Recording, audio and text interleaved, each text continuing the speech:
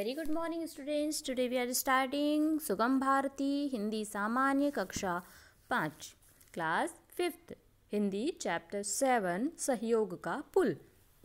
कौन सा है? सहयोग का पुल। तो स्टार्ट करें। अनंतपुर गांव पहाड़ियों और जंगल के बीच बसा हुआ था। नाले के कारण ही गांव का नाम नालपुर रखा गया था।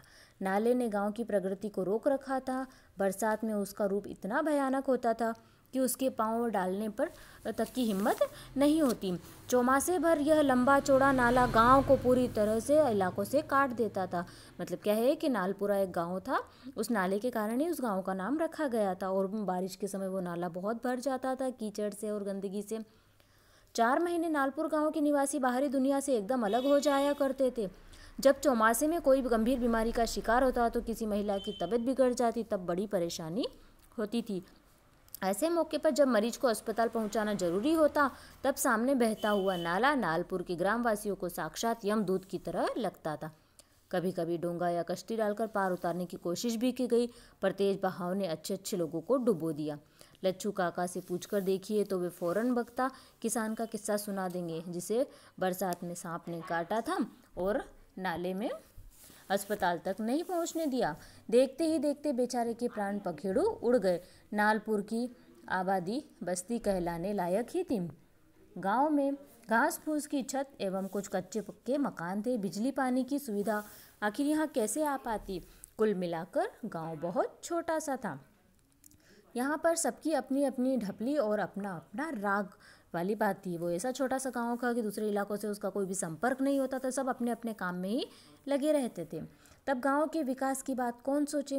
बरसात में गांव का नाला भले ही अभिशाप बन जाए, लेकिन गांव में कुओं की कमी के कारण लोग अपनी प्यास बुझाने के लिए इसी नाले के जल का उपयोग करते थे। गाँव के बच्चे और मवेशी गर्मी में एक साथ जलपान का आनंद लेते थे। यही कारण है कि गांव में बीमारी और नाले के बीच एक गहरा रिश्ता बन गया था, क्योंकि नाले का पानी अगर वो लोग पीते हैं तो बीमारियां होना स्वाभाविक है। पीलिया, पैचिश, हैजा, खुजली आदि बीमारियां नाले के गंदे पानी के द्वारा गांव में घर घर में पहुंच जाती थी। अस्पताल गांव से दूर था। बरसात में गांव किसी द्वीप की तरह नाले के शिकंजे में फंस जाता था। इस गांव में थोड़ा पढ़ा लिखा और समझदार युवक शिव नारायण था। नए जमाने की नई हवा, नई रीति और नए विचार इस युवक के मन में लहरा रहे थे। अपने गांव के पिछड़ेपन से वह बहुत दुखी रहता था। उसने कई बार लोगों को संगठित करना चाहा, पर सब आपस में मिलकर नाले पर पुल बनाने की कोशिश करे, किंतु सभी लोग एक मत न हो सके। शिव नारायण की बात का समर्थन यदि किसी ने किया तो वे थे हकीम साहब। ग्रामवासी हकीम साहब का बहुत सम्मान करते थे। वे उनकी छोटी छोटी बीमारियों का इलाज कर दिया करते थे। वे गाँव वालों के लिए खूब डूबते को तिनके का सहारा थे। गाँव वाले किसकी बात मानते थे? केवल हकीम की। इस बरसात में नाला उफान पर था। गांव 2 माह में बाहरी दुनिया से कटा हुआ था। एक घटना से गांव वाले दहल गए। रात में वृद्ध हकीम साहब को दिल का दौरा पड़ा। उनकी बेहोशी और बिगड़ती हालात देखकर सारे गांव वाले एकत्र हो गए। जैसे तैसे रात कटी। सभी चाहते थे कि हकीम साहब को अस्पताल ले जाए या कस्बे से डॉक्टर को ले आए, लेकिन उनके चाहने से क्या होता? उफनता नाला तो सामने जो था। 1-2 साहसी युवकों ने नाला पार करने की कोशिश की, लेकिन तेज बहाव ने उनको देने पड़ गए। इसी बीच हकीम साहब के इलाज में चल बसे। इस घटना से शिव नारायण सबसे ज़्यादा दुखी हुआ। आखिर वह बोल ही पड़ा, अगर आप लोग समय रहते मेरी बात मान लेते यह नौबत नहीं आती। उसी समय सभी गांव वालों ने कसम खाई कि अपने श्रमदान से नाले पर पुल बनाने की कोशिश करेंगे। गर्मी में जब नाले का पानी कम था, गांव वाले संगठित होकर पुल बनाने में जुट गए। गांव का हर व्यक्ति अपने अपने साधन लिए हुए पुल बनाने को तैयार था। यह बात जब जिला अधिकारियों तक पहुंची तो उन्होंने गाँव वालों का उत्साह देखकर शासन की ओर से तकनीकी और आर्थिक सहायता प्रदान की। इससे ग्रामवासियों का उत्साह और बढ़ गया।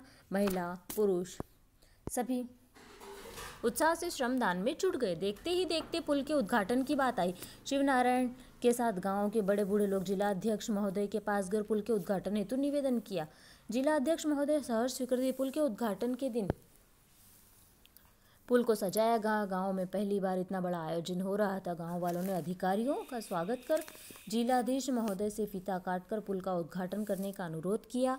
जिला अध्यक्ष ग्रामवासियों के आपसी सहयोग और श्रम को देखकर बहुत खुश थे। उन्होंने कहा, पुल का उद्घाटन मैं नहीं, आप लोग स्वयं करेंगे। उन्होंने गाँव के 2 बुजुर्ग, 2 युवा और 2 महिला को बुलाकर उन सभी को संयुक्त रूप से पुल का उद्घाटन करने को कहा। गाँव के 6 प्रतिनिधि ने एक साथ फीता काटकर पुल का उद्घाटन किया। अपने संबोधन में जिला अध्यक्ष ने कहा, इसका उद्घाटन मैंने आप लोगों से ही करवाया, क्योंकि यह आपके सहयोग से बना हुआ पुल है। इसमें आपका श्रमदान लगा है। गांधी जी भी तो यही कहा करते थे कि आपसी सहयोग और स्वावलंबन से हम बड़ी से बड़ी कठिनाइयाँ से दूर कर सकते हैं। सहयोग का पुल अब नालपुर की तरक्की के द्वार खोलेगा। Okay students.